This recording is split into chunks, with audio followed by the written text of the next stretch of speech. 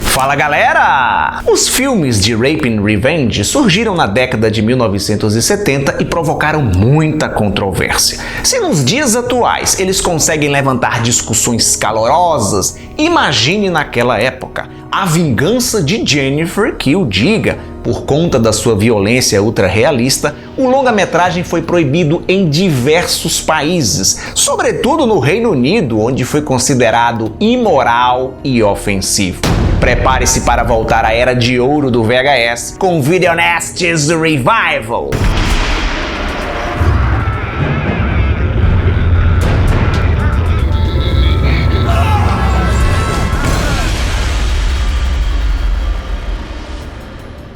Na ocasião do seu lançamento nos Estados Unidos, seu país de origem, isso em 1978, A Vingança de Jennifer inicialmente se chamava Day of the Woman, o Dia da Mulher em tradução literal para o português. Acontece que, sem conseguir atrair a atenção necessária que o longa-metragem merecia, o produtor israelense Meir Zarchi, que também era diretor, roteirista e editor, decidiu alterar o título para I Spit on Your Grave, eu cuspo na sua sepultura, uma alusão aos westerns que eram realizados naquela época, que mostravam a justiça sendo feita acima da lei. A obra é considerada uma das precursoras do subgênero Rape and Revenge, ao lado de Sedução e Vingança, Miss 45, do Abel Ferrara, e Aniversário Macabro, The Last House on the Left, do Wes Craven, que também foi considerado um video nasty. Na trama, acompanhamos Jennifer Hills, uma nova-iorquina aspirante a escritora, que decide passar uma temporada no campo, numa casa relativamente isolada, em busca de inspiração para o seu primeiro livro. Ao chegar ao lugar, um minúsculo vilarejo,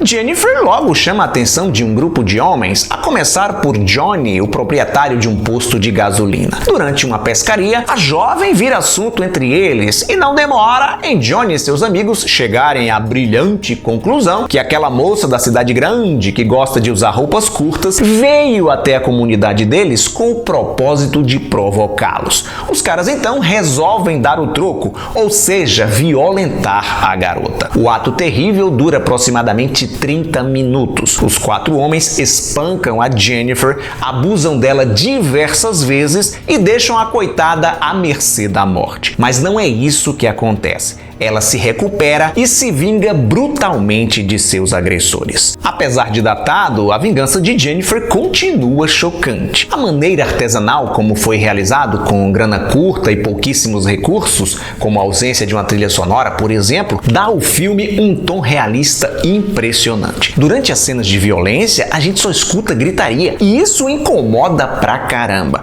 Parece até que a gente está assistindo um snuff movie. Mesmo com todo o sensacionalismo, a Spit on Your Grave conseguiu trazer um importante debate ideológico para a mesa. Enquanto uma parcela do público acusava o filme de incitar a violência contra as mulheres e justificar isso com um discurso de culpabilização da vítima, muitas mulheres defenderam a obra, inclusive a Camille Keaton, a atriz que interpreta a protagonista, dizendo que, apesar da violência exacerbada, o longa não degradava nem explorava as mulheres. Muito pelo contrário, ele mostrava como elas poderiam se empoderar, sacudir a poeira e dar a volta por cima depois de terem sido humilhadas e quase destruídas. Essa discussão calorosa e pertinente, no entanto, não impediu o filme de ser proibido. A tagline, impressa no cartaz e reproduzida na capa do VHS, praticamente era um convite à censura. Essa mulher cortou, retalhou, destruiu e queimou 5 homens. Eram 4, mas tudo bem. Mas nenhum júri na América será capaz de condená-la. Na América, talvez não, mas no Reino Unido não teve conversa. A Spit on Your Grave ocupava o topo da lista dos videonasties e a fita foi confiscada das videolocadoras britânicas. A obra só foi liberada naquele país em 2001